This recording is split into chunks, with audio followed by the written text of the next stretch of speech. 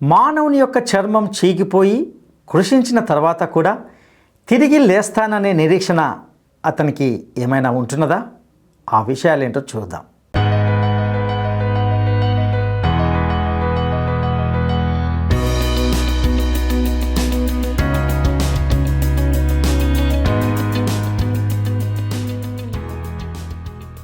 క్రీస్తునందు ప్రియమైన ప్రేమధార టీవీ వీక్షకులందరికీ మన ప్రభువును రక్షకుడైన యేసు క్రీస్తు ప్రశస్తమైన నామంలో శుభములు తెలియజేస్తున్నాం.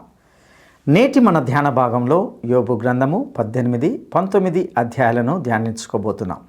ఇందులో బిల్దదు యొక్క మరొక ప్రసంగాన్ని గమనిస్తాం. ఈ అధ్యాయంలో బిల్దదు యోబును తీవ్రంగా మందలించడంతో ప్రారంభిస్తాడు. అతను దీర్ఘంగా మాట్లాడుతున్నాడని మరియు అతని మాటలు తనకు ఒక ఉచ్చు లాంటివని సూచిస్తున్నాడు. ఇది యోబు బాధల పట్ల సానుభూతి మరియు అవగాహన లేకపోవడాన్ని ప్రతిబింబిస్తుంది. యోబు బాధ దుష్టత్వం వల్లనే వచ్చిందని, ఇది సత్యాన్ని తప్పుగా అన్వయించడమేనని అతడు సూచిస్తున్నాడు. బాధ అనేది ఎల్లప్పుడూ వ్యక్తిగత పాపం యొక్క ప్రత్యక్ష ఫలితం అనే సాధారణ అపోహను బిల్దదు తన ప్రసంగంలో ఎత్తి చూపుతున్నాడు. ఈ దృక్కోణం దేవుని న్యాయం యొక్క సంక్లిష్టతను, అమాయక బాధ యొక్క వాస్తవికతను పరిగణించడంలో విఫలమవుతుంది. యోబు తన ఒంటరితనం మరియు నిరాశ గురించి హృదయ విదారకమైన వృత్తాంతాన్ని ఇస్తాడు. 19వ అధ్యాయం యొక్క ముగింపు వచనాల్లో తన విమోచకుడు జీవిస్తున్నాడనే గొప్ప మాటలు ఎంతో ప్రోత్సాహకరమైనవిగా ఉన్నట్లుగా ఇందులో గమనిస్తాం. ఇక సందేశాన్ని వినడానికి మనం సిద్ధపడదామా? ప్రియ శ్రోతలు, ఇప్పుడు మనం యోబు గ్రంథం 18, 19 అధ్యాయాలు వినబోతున్నాం. 18వ అధ్యాయం 1వ వచనం నుండి ఇప్పుడు వినండి. అప్పుడు షూహీయుడైన బిల్దదు రెండో విడత మాట్లాడనారంభించాడు. బిల్దదు తానొక గొప్ప వేద పండితుణ్ణి అనే అతిశయంతో ఉన్నాడు. ఈ విశ్వమంతా ఎలా నడుస్తుందో తనకు తెలుసును అనుకుంటున్నాడు. పాపం వల్ల ఎలాంటి విషమ ఫలితాలు వస్తాయో దానికి యోబు జీవితమే గొప్ప దృష్టాంతమని బిల్దదు అభిప్రాయపడుతున్నాడు. బిల్దదుకు జీవితాన్ని గురించిన ఒక ప్రత్యేక దృక్పథం ఉంది. దానికి యోబు చెప్పిన దానికి సరిపోవటం లేదు. అందుకని బిల్దదు యోబు మాటలను త్రోసిపుచ్చాడు. యోబు అభిప్రాయాలన్నిటినీ కొట్టిపారేస్తున్నాడు. తన అభిప్రాయాన్ని సమర్థించుకోవడానికి ప్రయాసపడుతున్నాడు బిల్దదు. బిల్దదు అంటున్నాడు, మాటలలో చిక్కుపరచడానికి మీరెంతసేపు వెతుకుతారు? మీరు ఆలోచన చేసి ముగిస్తే మేము మాట్లాడతాము. మీ దృష్టికి మృగములుగా మూఢులుగా మేమెందుకు ఉండాలి? కోపము చేత నిన్ను నీవు చీల్చుకునేవాడా? నీ నిమిత్తము భూమి పాడుగా చేయబడుతుందా? నీ నిమిత్తం కొండ దాని స్థానం తప్పుతుందా? భక్తిహీనుల దీపము ఆర్పివేయబడుతుంది. వారి అగ్నిజ్వాలలు ప్రకాశించవు. వారి గుడారాలలో వెలుగు అంధకారమవుతుంది. వారి వద్ద ఉన్న దీపం ఆరిపోతుంది. పటుత్వము గల వారి నడకలు అడ్డగించబడతాయి. వారి స్వకీయాలోచన వారిని కూలుస్తుంది. వారు వాగురల మీద నడిచేవారు తమ కాళ్లే వారిని వలల్లోకి నడిపిస్తాయి. బోను వారి మెడను పట్టుకుంటుంది. వల వారిని చిక్కించుకుంటుంది. వారిని చిక్కించుకొనడానికి ఉరి నేలను ఉంచబడుతుంది. వారిని పట్టుకోవటానికి తోవలో ఉచ్చు పెట్టబడుతుంది. బిల్దదు సాంప్రదాయవాది. బిల్దదు తన ప్రసంగంలో ఎన్నెన్నో సామెతలు, ప్రాచీన కాలపు రచనల్లోని విశేషాలు వినిపించాడు. బిల్దదు అంటున్నాడు, యోబు, నీ మాటలు చాలించు, లేకపోతే నేను మాట్లాడను. యోబు, నీవు వినాల్సింది పోయి మాట్లాడుతున్నావు. అసలు యోబే కాదు, ఈ ప్రసంగికులందరూ మౌనంగా ఉంటే దేవుడు మాట్లాడేవాడు. ఒక్కడూ అందులో ఊరుకునేవాడు లేడే. యోబు, నీవు మా మాటలకు బదులు చెప్పే విధానం ఇదేనా? మమ్ములనే నేరస్తులను చేసి మాట్లాడతావా? మేము నీ స్నేహితులము కాము, నీవు మాకు విరోధివయ్యావు. అంతేగదు? దేవుడు నీకు అనుకూలంగా ఈ లోకాన్ని సృష్టిని నడుపుతున్నాడనుకుంటున్నావా? శ్రోతలు, బిల్దదు సంగతి మీకు తెలుసుగదా. ఇతడు సాంప్రదాయవాది. పురాతన కాలంలోని విషయాలు ఈ కాలానికి కూడా వర్తిస్తాయి. యోబు, కొంచెం ఆలోచించు. సాంప్రదాయబద్ధంగా నేను మాట్లాడుతున్నాను. మమ్ములను మా ఉపదేశాన్ని తిరస్కరిస్తున్నావు. దానివల్ల నీకీ ప్రస్తుత శ్రమల నుండి విడుదల కలుగుతుందా చెప్పు. బిల్దదు వేదాంతం సహేతుకమే కాని అది యోబుకు మాత్రం వర్తించదు. యోబు, నీవు చేపలాగా వలలో చిక్కావు. నీ బాధలన్నిటికీ మేము బాధ్యులము కాము. నీకు సాయం చేద్దామనే ఉద్దేశ్యంతో మేము వచ్చాము. నీవేమో మా మాటలు వినిపించుకోవు. దీనికి మూలకారణం మాకు తెలుసు. యోబు, నీలో ఏదో రహస్య పాపం దాగి ఉంది. నీవు బోనులో చిక్కిన జంతువులాగా ఉన్నావు. ఎలుగుబంటి బోనులో పడినట్లు నీవు కనపడుతున్నావు.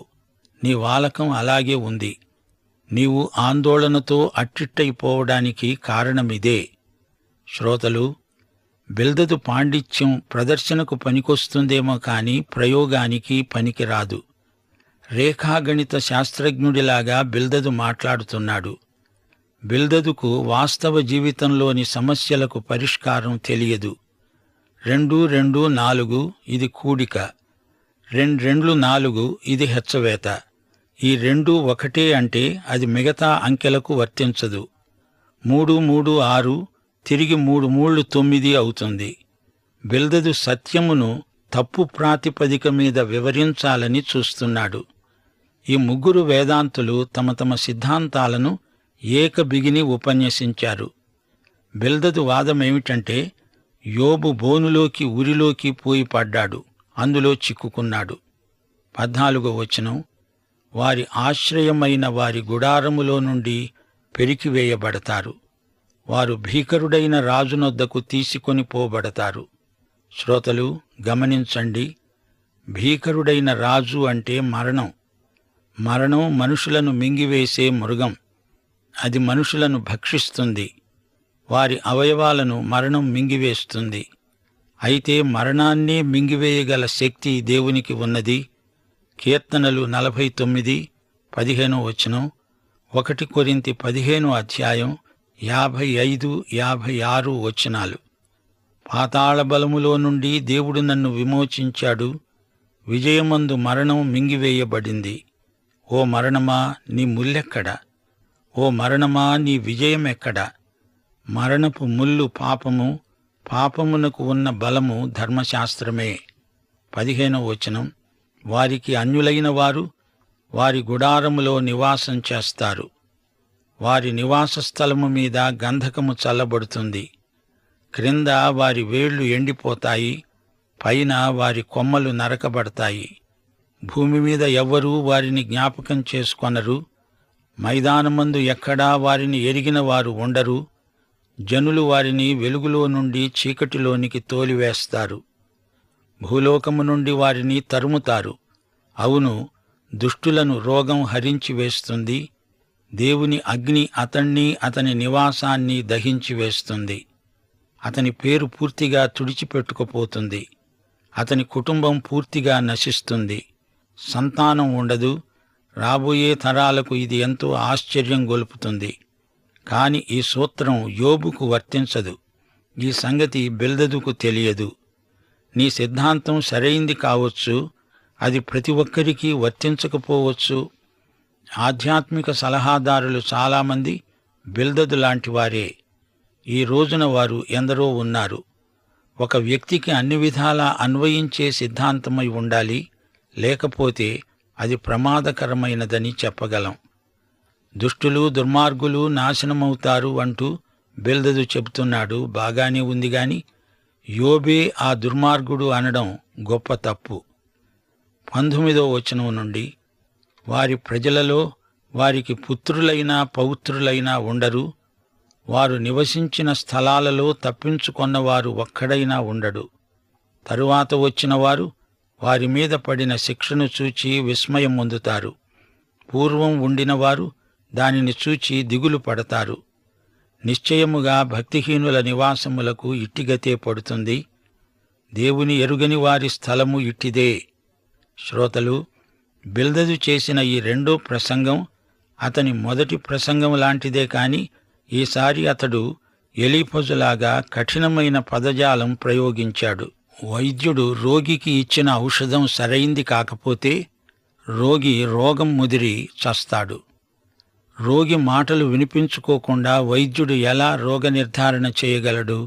బిల్దదు అంటాడు, దుష్టుడి సంతానం నిర్మూలమైపోతారు. ఇప్పుడు యోబుకు సంతానంలో ఒక్కరూ మిగిలి ఉండలేదు, అందరూ చంపబడ్డారు, హతమైపోయారు. ఈ కారణాన్ని బట్టి యోబు దుర్మార్గుడు అనడం అన్యాయం. సరే, ఇప్పుడు 19వ అధ్యాయంలోకి రండి. ఈ అధ్యాయంలో యోబు మాట్లాడతాడు, వినండి. యోబు ఇక్కడ ఒక తప్పు చేస్తున్నాడు. తన స్నేహితులు ఎదురుగుండా ఉన్నారు. అయితే వారి తప్పులు ఎత్తి చూపినంత మాత్రాన తాను నీతిమంతుడవుతాడా? ఈ వైఖరి మంచిది కాదు. దేవుణ్ణి గురించిన సంపూర్ణమైన అవగాహన ఇంకా అతనికి కలగలేదు. ఉండి ఉండి అతనికి అకస్మాత్తుగా జ్ఞానోదయమవుతూ ఉంటుంది. కుమ్మరి ఓ కుమ్మరి, జగదుత్పత్తిదారి,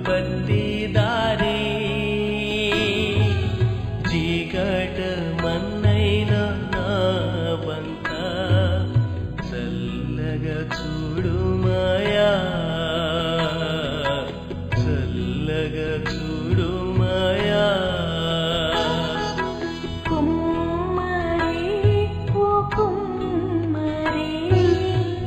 జగదుత్పత్తిదారి, చీకటమన్నైన నా వంక చల్లగా చూడుమయా,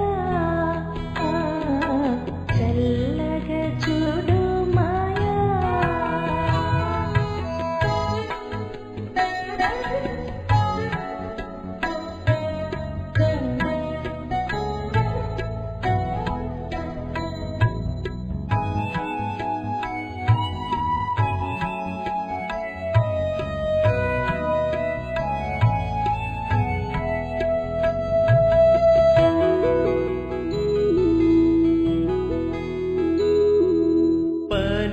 పనికిరాని పాత్రనని పారవేయకుమా, వంగి పొరలు పాత్రగా నన్ను నింపుమా. సువార్తలోని పాత్రలన్నీ యేసును పొగడుచుందా, సాక్షిగా ఉండు పాత్రగా చేసి సత్యముతో నింపుము తండ్రి, సత్యముతో నింపుము తండ్రి. కుమ్మరి ఓ కుమ్మరి, జగదుత్పత్తిదారి, చీకటమన్నైన నా వంక చల్లగా చూడుమయా, చల్లగా చూడుమయా.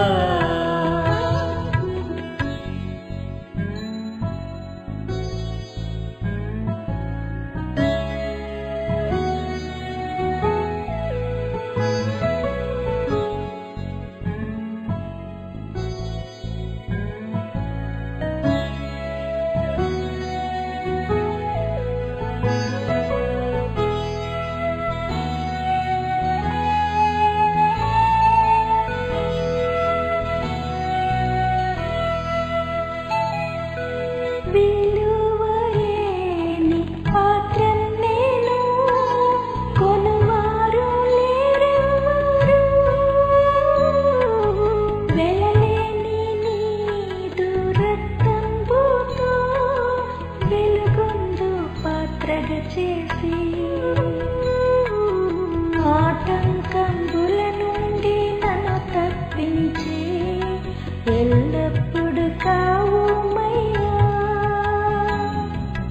పగిలి ఉన్న పాత్రం నేను సరిచేసి వాడుమయ్యా, సరిచేసి వాడుమయ్యా.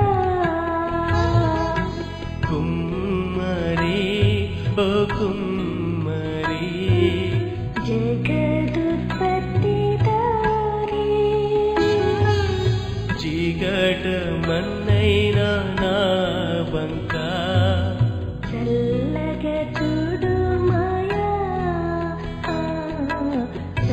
చల్లగా చూడుమయా.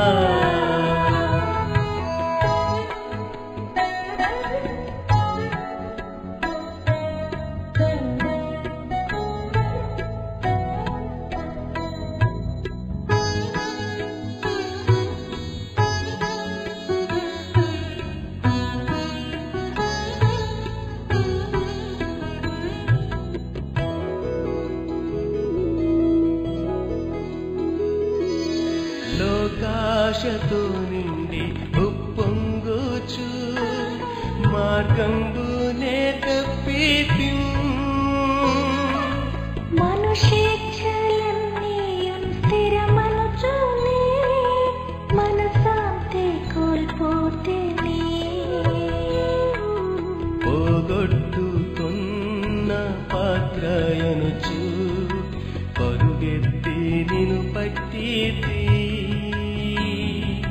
ప్రాణంబు నాలో నున్నప్పుడే నీ పాదములే పట్టి నీ పాదములే పట్టి.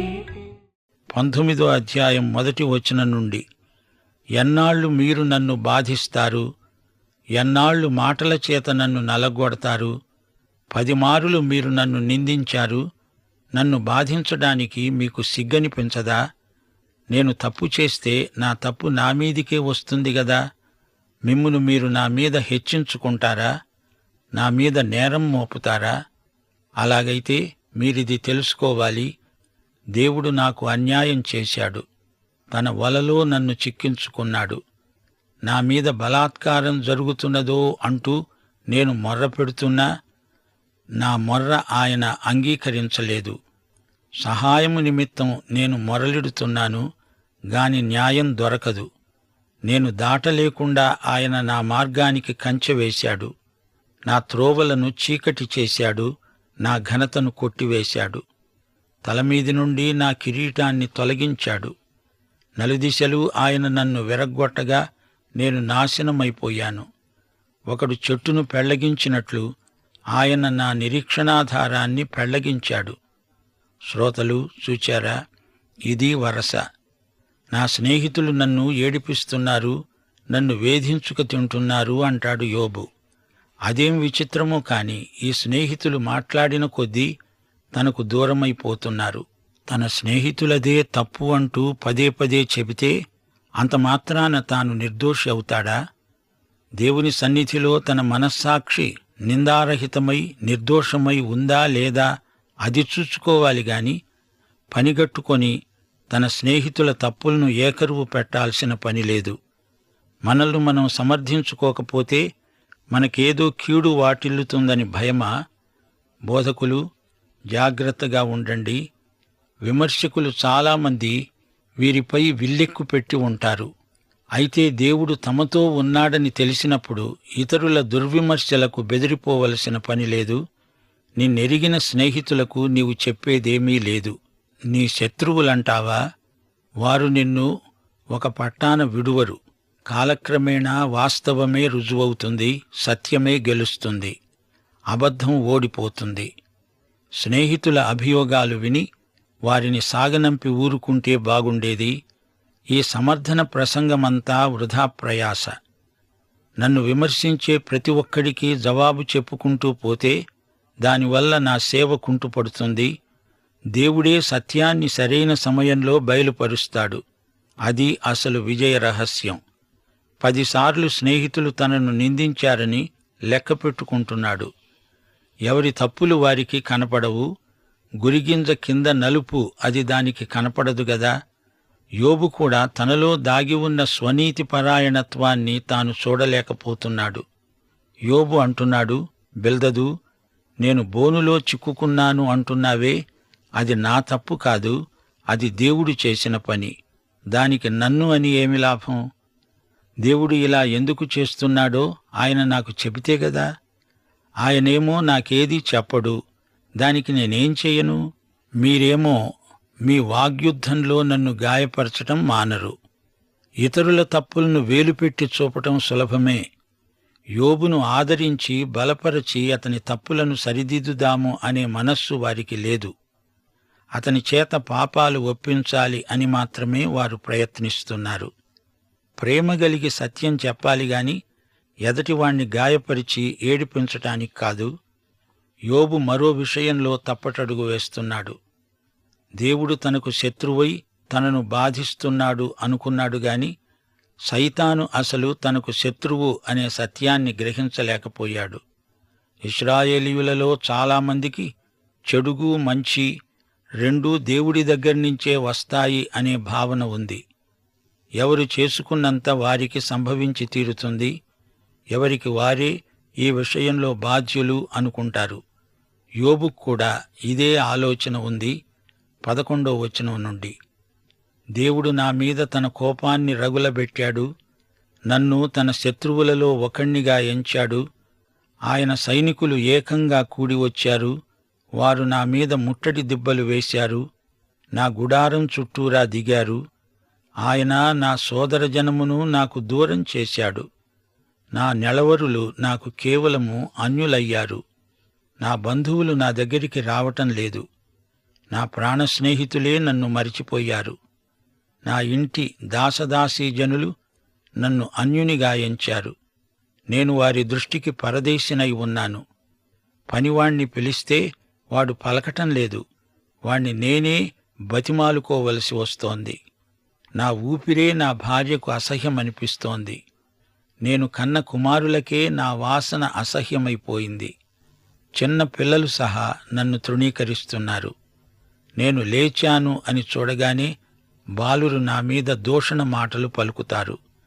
నేను ప్రేమించిన వారే నా మీద తిరగబడ్డారు. నా ఎముకలు నా చర్మముతో నా మాంసముతో అంటుకొని ఉన్నాయి. దంతముల అస్థి చర్మం మాత్రం నాకు మిగిలింది. శ్రోతలు, యోబు ధోరణి ఎలా సాగుతున్నదో చూచారా? దేవుడు నాకింత కఠిన పరీక్ష ఎందుకు పెట్టాలి? దేవుడెందుకు ఈ సంగతి వివరించడు? యోబు తన స్నేహితుల సానుభూతిని కోరుతున్నాడు. 23, 24 వచనాలు, నా మాటలు వ్రాయబడాలని నేనెంతో కోరుతున్నాను. అవి గ్రంథంలో రాయబడాలని నా కోరిక. అవి ఇనుప పోగరతో బండమీద చెక్కబడి సీసముతో నింపబడి నిత్యము నిలిచి ఉండాలని నేనెంతో కోరుతున్నాను. అయితే నా విమోచకుడు సజీవుడని, తరువాత ఆయన భూమి మీద నిలుస్తాడని నేనెరుగుదును. ఈలాగు నా చర్మము చీకిపోయిన తరువాత శరీరముతో నేను దేవుణ్ణి చూస్తాను. నా మట్టుకు నేనే చూస్తాను, మరెవరూ కాదు. నేనే కన్నులారా ఆయనను చూస్తాను. నాలో నా అంతరింద్రియములు కృశించి ఉన్నాయి. జరిగిన దాని కారణం నాలోనే ఉన్నదనుకుని మేము అతణ్ణి ఎలా తరిమేద్దామా అనుకుంటే మీరు ఖడ్గానికి భయపడండి. తీర్పు కలుగుతుందని మీరు తెలుసుకునేటట్లు ఉగ్రతకు తగిన దోషాలకు శిక్ష నియమించబడుతుంది. ప్రియశ్రోతలు, యోబు విశ్వాసం ఎంత ప్రగాఢమైనదో చూడండి. నా విమోచకుడు సజీవుడు. ఈ మాట యోబు గ్రంథమంతటికీ ఆయువు పట్టు, కేంద్ర సత్యం.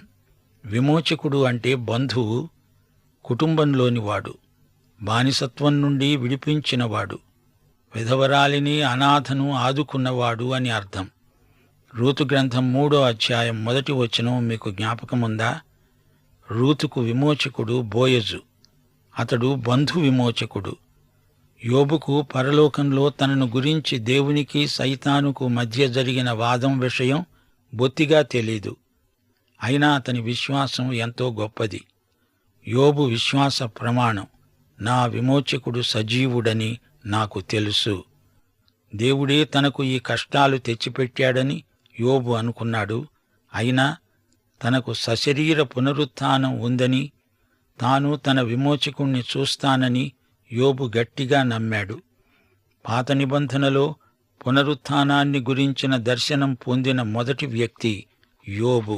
కీర్తనలు 16 వచనం 10, యెషయా గ్రంథం 26వ అధ్యాయం 19వ వచనం, అలాగే దానియేలు గ్రంథం 12వ అధ్యాయం 2, 13 వచనాలలో పాత నిబంధనలోని పునరుత్థాన దర్శనం ద్యోతకమవుతుంది.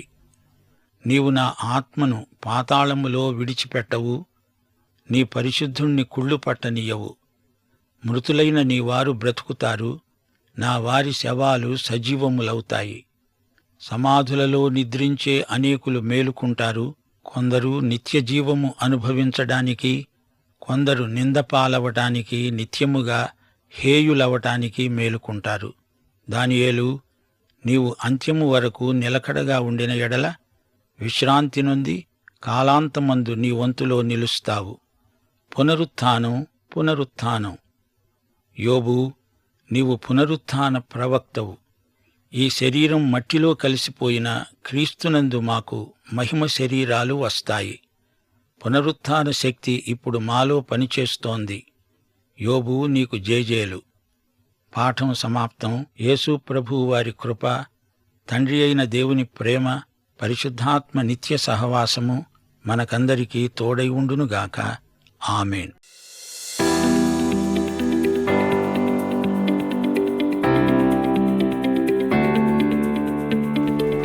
యోబు గ్రంథము 18వ అధ్యాయం 14వ వచనంలో చెప్పబడిన భీకరుడగు రాజు అనే దానికి అర్థం ఏమిటి? యోబు గ్రంథము 18వ అధ్యాయం 14వ వచనంలో చెప్పబడిన భీకరుడగు రాజు అనే దానికి అర్థం ఏమిటి? 1 భయంకరుడు, 2 సర్వాధికారి, 3 మరణం. ఈ ప్రశ్నకు సరైన జవాబును ఈ వాట్సాప్ నంబర్కు పంపండి. ప్రియులారా, యోబు జీవితం ఎన్నో మలుపులతో, లోతైన భావాలతో కూడినదిగా మనకు కనిపిస్తున్నది. యోబు స్నేహితుడైన బిల్దదు యొక్క అభిప్రాయాలు సహేతుకంగా ఉన్నట్లుగా కనిపించినప్పటికీ అది యోబుకు ఎంతమాత్రమూ వర్తించదని గ్రహించగలం. బిల్దదు దృష్టిలో యోబులో ఏదో ఒక రహస్య పాపం దాగి ఉన్నదని భావిస్తున్నట్లుగా చూశాం. వాస్తవానికి యోబును అతడు తప్పుగానే అర్థం చేసుకుంటూనే ఉన్నాడు. యోబు తన ఒంటరితనం మరియు నిరాశ గురించి హృదయ విదారకరమైన వృత్తాంతాన్ని ఇందులో ఇచ్చాడు. తన కుటుంబం మరియు పరిచయస్తులు దూరంగా తిరగడం, తన సేవకులు తనను పట్టించుకోకపోవడం మరియు తన సొంత శరీరం తనను నిరాశపరచడం గురించి మాట్లాడాడు. యోబు తన మాటలను బట్టి తనను తాను సమర్థించుకున్నట్లుగా చూస్తాం. అది అన్ని వేళలా సమంజసనీయం కానే కాదు. అయితే అతడు చివరి భాగంలో అన్నటువంటి గొప్ప మాటలు యోబు యొక్క విశ్వాసపు లోతైన సత్యాన్ని మనకు తెలియజేస్తున్నది. అదేమిటంటే, తన విమోచకుడు జీవిస్తున్నాడని అతనికి తెలుసు కాబట్టి అతను అచంచలమైన నిరీక్షణను ప్రకటించాడు. ఇది పునరుత్థాన నిరీక్షణ యొక్క శక్తివంతమైన ప్రకటన. ఇది విశ్వాసం యొక్క శక్తివంతమైన ప్రకటన అని చెప్పవచ్చు. నా విమోచకుడు జీవిస్తున్నాడని నాకు తెలుసు, చివరికి ఆయన భూమిపై నిలబడతాడని నాకు తెలుసు. నా చర్మం చీకిపోయిన తర్వాత కూడా నా శరీరంలో నేను దేవుని చూస్తాను.